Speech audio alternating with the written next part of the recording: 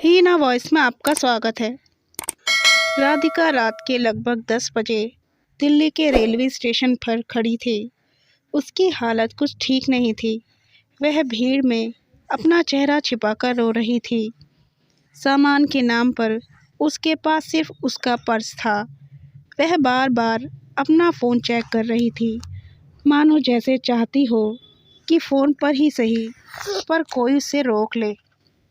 Phone तो नहीं आया, पर उसने जिस ट्रेन का टिकट कटाया था वह ट्रेन ज़रूर आ गई। वह भारी मन से कुछ दुविधा में ट्रेन में चढ़ी।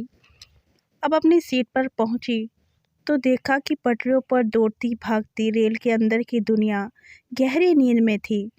राधिका को साइड वाला कोच मिला था, जिस पर वह इत्मीनान से बैठ गई। वह खिड़की से बाहर देखती हुई अपनी आंखों को आंसुओं से भिगा रही थी कि तभी ट्रेन किसी सुनसान जगह पर रुक गई। राधिका को लगा कि ट्रेन को सिग्नल नहीं मिला होगा। कुछ देर बाद ट्रेन वापस चल पड़ी। राधिका ट्रेन की गति से अपने विचारों को दौड़ा रही थी कि तभी राधिका की हम उम्र महिला राधिका के पास आई और बोली, आपके साथ वाली सीट मेरी है। राधिका ने अपनी रुआसी आंखों को छुपाते हुए अपने आप को समेटा। उस महिला ने अपना परिचय दिया, मेरा नाम मानसी वर्मा है और आपका। राधिका इस संवाद को आगे नहीं बढ़ाना चाहती थी, पर शिष्टाचार निभाने के लिए उसने कहा, मेरा नाम राधिका है। आप यहाँ कहाँ से चढ़ी? यहाँ स्टेशन तो नहीं था, मानसी ने जवाब दिया। मेरी ट्रेन दिल्ली स्टेशन से छूटी थी, तो मेरे कार ड्राइवर ने ड्राइव करके मुझे यहाँ छोड़ दिया। आप कहाँ जा रही हैं? राधिका ना चाहते हुए भी अब इस संवाद का हिस्सा बन गई। उसने जवाब दिया, जी मैं मथुरा अपने मायके जा रही हूँ। और आप? मानसी बोली, अरे अब तो यह ट्रेन मेरा घर है, मेरा आना जाना लगा रहता है। हाँ, पर जाना तो वैसे मुझे भी मथुरा ही था। अब दोनों काफ़ी बातें करने लगी। औपचारिकता की सिलवट भी अब कुछ निकल सी गई।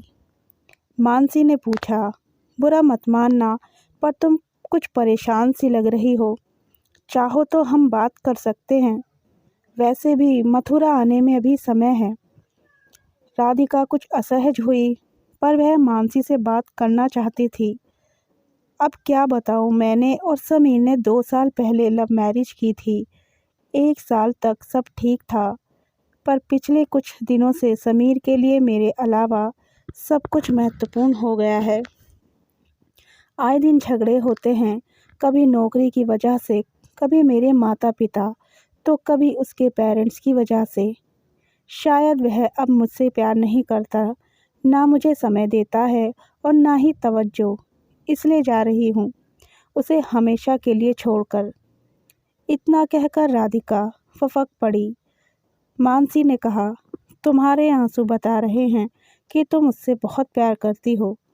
देखो राधिका, छोटी छोटी घटनाओं से किसी बड़े निर्णय पर पहुंचना गलत है। मैंने भी ये गलतियां की हैं। अगर ऐसा लगे कि रिलेशनशिप में कोई एक डगमगा रहा है, तो उसका साथ मत छोड़ो, बल्कि उसका हाथ और कसकर पकड़ लो। लंबी सांस भरते हुए मानसी ने आगे कहा, जिंदगी कभी दूसरा मौका नहीं देती, बिल्कुल किसी ट्रेन की तरह। एक बार स्टेशन छूट गया सो छूट गया, और अगर किसी से प्रेम है तो कभी उससे कटु शब्द मत बोलो। क्या पता वह आपके साथ उसके आखिरी शब्द हो। वह जिंदगी भर एक कटु स्मृति बनकर रह जाएं। आप जिससे प्रेम करते हैं वह आपके पास है, आपके साथ है, यह सबसे महत्वपूर्ण है। वापस जाओ और अपने प्रेम को अपनी बाहों में भर लो। कहीं ऐसा ना हो कि समय निकल जाए और तुम चाहकर भी अपनी प्रेम के पास वापस ना लौट पाओ। राधिका मानसी को सुनती जा रही थी। उसने कहा, मानसी, शायद तुम जो कह रही हो वह सच है। मुझे समीर को ऐसे अचानक छोड़ना नहीं चाहिए था। पता नहीं गुस्सा दिमाग पर इतना हावी हुआ कि कुछ समझ नहीं आया।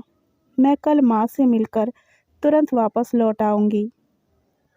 राधिका अब काफ़ी हल्का महसूस कर रही थी। उसने आगे कहा, मानसी, मैं अपनी ट्रेन की दोस्ती को आगे बढ़ाना चाहती हूँ। क्या तुम मुझे अपना नंबर दोगी? मानसी ने राधिका को अपना नंबर दिया, जो उसने एक कागज़ पर लिख लिया। रात की खामोशी में राधिका को कब नींद लगी, उसे पता ही नहीं चला। नींद टूटी तब मथुरा आ गया था। रात के 3 बजे थे।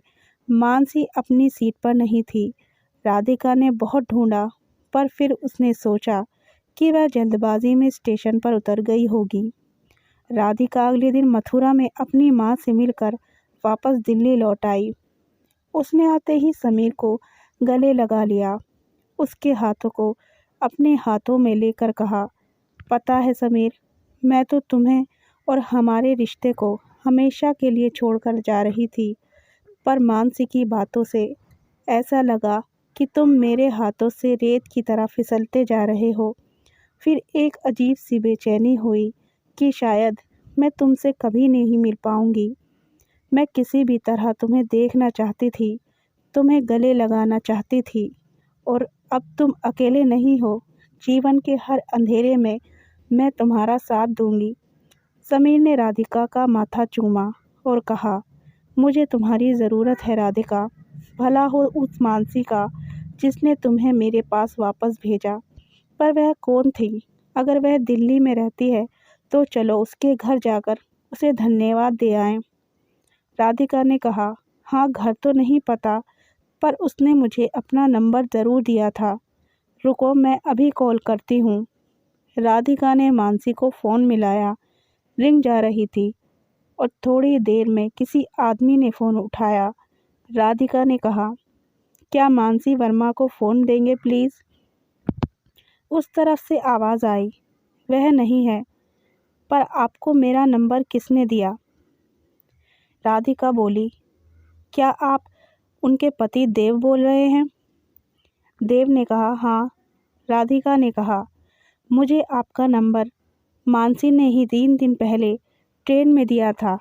हम दोनों साथ साथ सफ़र कर रही थी। क्या प्लीज़ उसका मोबाइल नंबर देंगे? मुझे मानसी से बात करनी है।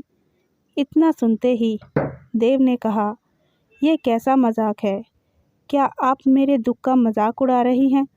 मानसी 15 दिन पहले दिल्ली मथुरा रेल हादसे में मर चुकी है। मेरी मानसी चली गई है। मैं उसके आखिरी समय में उसके पास नहीं था। वह गुस्सा थी। मुझसे घर छोड़कर अपनी माँ के पास मथुरा जा रही थी कि तभी यह हादसा हुआ। काश मैं लड़ने की जगह उससे आखिरी बात यह कह पाता कि मुझे तुमसे प्यार है मानसी, मुझे तुम्हारी ज़रूरत है। इतना सुनना था कि राधिका के हाथों से फ़ोन छूट गया। आँखों से आंसुओं की अविरल धारा बह रही थी और उसे कुछ याद आ रहा था। तो मानसी के आखिरी शब्द, राधिका, ज़िंदगी किसी को दूसरा मौका नहीं देती, बिल्कुल किसी रेल की तरह। कहानी पसंद आई हो तो वीडियो को लाइक और चैनल को सब्सक्राइब ज़रूर करें।